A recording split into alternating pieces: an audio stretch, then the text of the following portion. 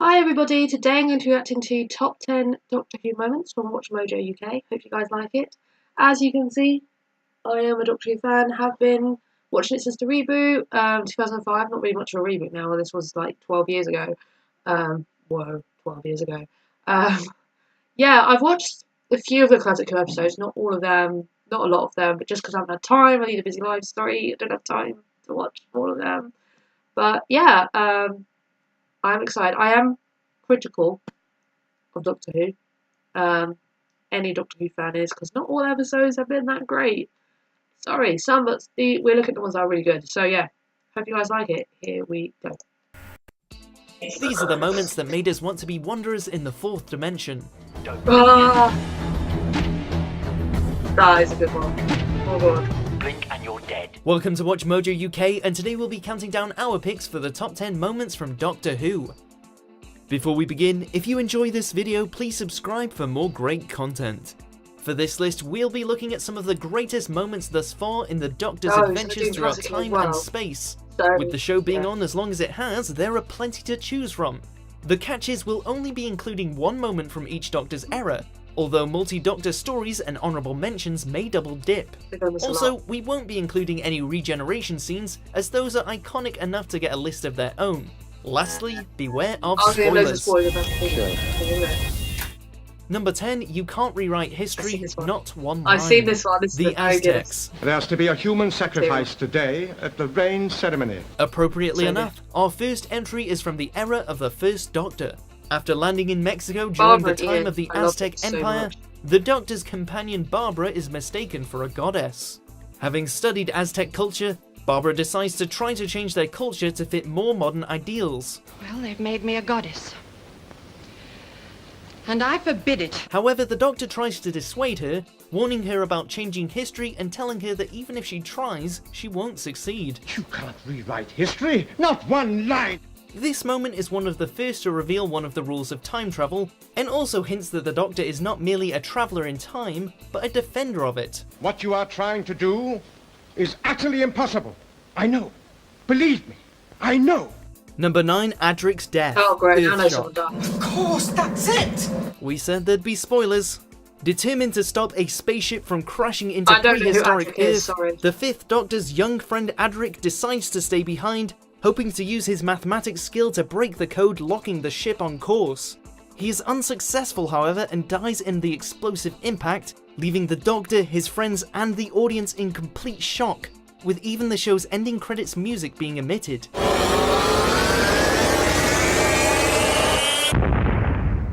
Doctor Who had killed off companions before and has done it since, but it was usually with a softer blow or before we really got to know them. Adric's death pulled no punches, and that's what made it so effective. Oh, look at young Peter Davidson. Number 8, Everybody Lives. Oh, The Doctor dances. yeah. My mummy. The climax That of this makes me creepy emotional. Ninth Doctor two-parter sees the nanogene infecting gas mask wearing boy return to normal by his long sought after Oh, this is my mummy. favourite The Doctor is then able to heal everyone afflicted. I am so sorry. What's happening? Given how long he's been alive and the kind of situations he deals with on a daily basis, death is something the Doctor lives with constantly. So seeing him get to win without anyone dying, and seeing the hope that inspires within him in this moment of absolute joy is, in a word, fantastic. Welcome back! Number 7, the Doctor meets I've himself. never seen the Three Doctors. The Three Doctors. You haven't been trying to play this, have you? Time travel has allowed the Doctor to meet himself on occasions during his lives, but the first time is one of the best. Beset by antimatter, the Time Lords call upon the Third Doctor's former selves to assist him in saving them all. Oh dear, we are in trouble, aren't we? Besides thoroughly confusing his friends with their explanation, the second and third Doctors both play off each other hilariously, with the former taking time for small talk and the latter being exasperated at his younger self's lackadaisical approach to the situation. Right, now you can see our problem, can't you? Yes, most unpleasant. The pair only stop bickering when the First Doctor takes them to task and insults them to boot, all of which set the tone for future encounters between incarnations. Oh, so you're my replacements. He looks A dandy and a clown. Number 6, the Doctor comforts Victoria, the Tomb of the Cybermen. Are you happy with us, Victoria? This episode's like really sexist. At least Victoria I just would sits be if around my and does father were nothing. here. While there are many That is standout cool with moments Cybermen, in the please. Tomb of the Cybermen, But like there's when all the the- emotionless cyborgs escape their titular tomb, we had to give our best second Doctor spot to the quieter moment when he comforts his young companion Victoria over the death of her father. The conversation turns to his own family. You probably can't remember your family. Oh, yes, I can when I want to. He tries to assure Victoria that her memories of her lost loved one won't be sad forever, and that she won't have time to dwell on death when there's so much more to experience, particularly their own adventures, although his advice can apply to everyone. Our lives are different to anybody else's. That's the exciting thing. 'Cause nobody in the universe can do what we're doing. Number 5, the Don't know this. Daisiest Daisy Okay. story, The Time Monster. Any luck? Funnily enough, they didn't include Atlantean chains in my anthropology course. The third Doctor and his companion Jo find themselves in a seemingly hopeless situation when they are chained up and imprisoned by the Master in ancient Oh, look at Atlantis. To cheer Jo up, the Doctor relates a moment from his childhood, his worst day, but also his best. The point is that day was not only my blackest, it was also my best. What do you mean? Seeking the advice from a hermit near his house, the young Doctor hoped to learn the secret of life and find solace on his day of despair. The man points to a daisy-like flower. So it was the daisiest daisy I'd ever seen. I love this. This stuff. story encapsulates the best aspects of the Doctor's character and is a stirring message to his friend and the audience. No matter how bleak things may look, there's still beauty and hope all around us. You still frightened, Joe? No, not as much as I was. Number 4, Vincent van Gogh sees his legacy. Vincent van Gogh. Vincent and the Doctor. To me, Van Gogh is the finest painter of them all. Certainly the most popular, great This painter makes me of cry. all It's not time. terrible. We're not crying. You're crying, okay? After sharing an adventure with an invisible mean, monster the essence and itself Vincent isn't van that good, Gogh, but that as well message as is really witnessing good. him battle his own invisible demons, the 11th Doctor and Amy bring the tortured artist to a future museum. There, the pair shows Vincent that despite the ridicule and torment he experiences in his own time, his art and his They should go life to the are Walking important Forest. and are appreciated by generations to come. Thank you, sir. Thank you. You're welcome. Vincent's tears upon discovering his legacy are as touching as his decision to still kill himself is heartbreaking. But as the Doctor says, every life is full of good things and bad things, and adding to someone's good pile is worth it. You've turned out to be the first Doctor ever actually to make a difference to my life. I'm delighted. I won't ever forget you. Number 3, don't blink.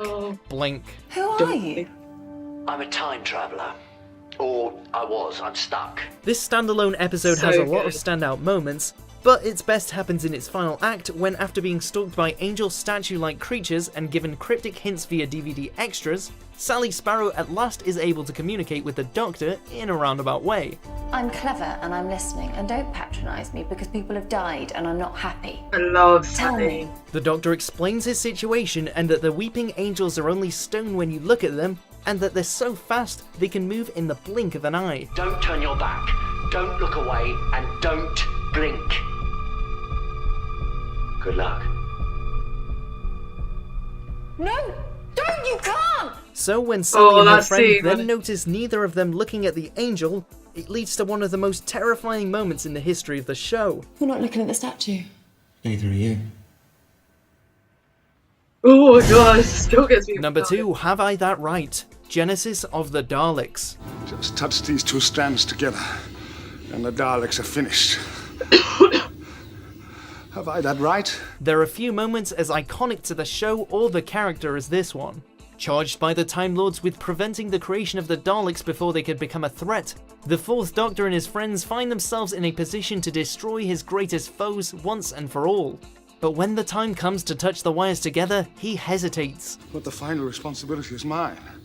Mine alone. The Doctor considers the good done out of the fear of the Daleks and how, if he kills them, he becomes just like them. But if I kill, wipe out a whole intelligent life form, then I become like them.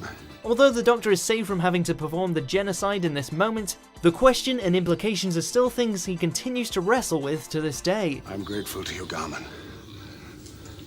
More grateful than I can tell you. Before we reveal our top pick, here are a few honourable mentions. 10 million years of absolute power. That's what it takes to be really corrupt. Take it easy, Doc. Doctor, these unseemly outbursts. Unseemly outbursts? No, not ready for this. No. How are you going to protect your glorious revolution from the... Oh, that's a good one. That's a good speech. Just go on a bit. We'll win. Oh, will you? Well, maybe you will win.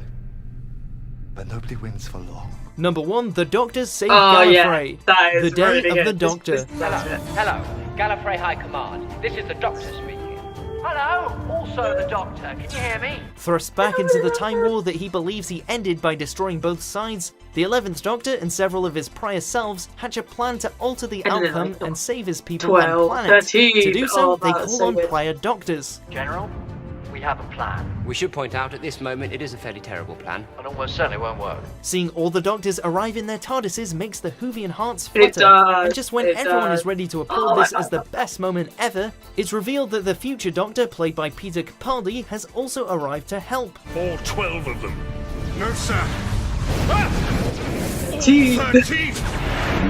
Yes. Celebrating the show's 50th anniversary, good. the episode is packed with excellent moments, but few are quite as triumphant as this one. Okay.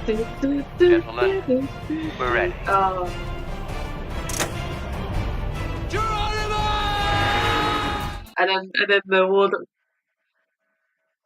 And then the War Doctor goes, "Oh, for heaven's sake, Gallifrey stands." Oh, I remember that so well. That's so good.